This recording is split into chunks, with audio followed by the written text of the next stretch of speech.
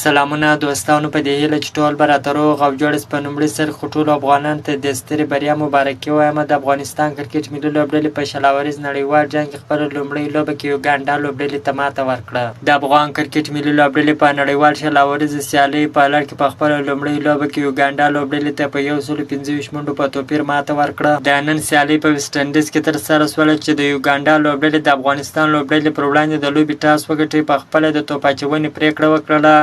په دغه سیالۍ کې افغان لوبډلې لومړی توپوهنه ترسره کړله چې په 10 اورونو کې د 5 لوبغاړو په سوځېدو سره 183 منډې جوړې کړلې. د افغانستان د پیل توپوهونکو رحمان الله ګربز، ابراهیم ځدران دواړو ښه اوږده ملګرتیا وکړله. داسې اټکل کېدی چې افغان لوبډله به له 200 څخه هدف زیات کړي، خو د دوی تر آوټ کېدو وروسته نورو لوبغاړو ښه لوبه ونه کړله، هدف یو څه ناڅه کم سو. په دغه لوبه کې افغان توپوهونکو ډېره زبردسته په زړه پورې توپوهنه وکړله. رحمان الله ګربز 80 منډې جوړ کړلې، ابراهیم ځدران 80 منډې جوړ کړلې، محمد نبی ساخیل بیا 14 منډې جوړې کړلې. په مقابل کې افغان توپ اچوونکي هم ښه وځلېدل. د یوګانډا ټوله لوبډله په 14 اورونو کې په 58 منډو باندې وسوځوله چې په 125 منډو په توپیر یې یوګانډا لوبډلې ته ماته ورکړه. په دغه لوبه کې افغان توپ اچوونکو هم ډېره زبردسته په زړه پورې توپ اچونه وکړله. د ملي لوبډلې تکړه چپلاسی چټک تیز توپ اچوونکی فضل حق فاروقي د یوګانډا لوبډلې پر وړاندې لوبه کې بهترینه توپ اچونه وکړله.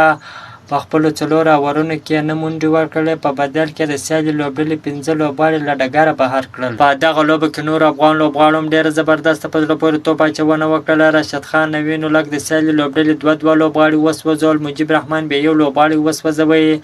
د یادونې وړ چې د افغانستان کرکټ ملي لوبډله به خپله دویمه لوبه د جون په 8 نیټه د نیوزیلینډ سره ترسره کړي. که تاسو هم غواړئ د کرکټ په اړه باندې تازه او مهمو معلومات څخه ځان خبر کړئ، نو حتما زموږ پیج سره فالو، چینل در سره سبسکرایب کړئ. د نورو تازه معلوماتو لپاره موږ سره اوسئ. تر بلې ویډیو پورې د الله په امان.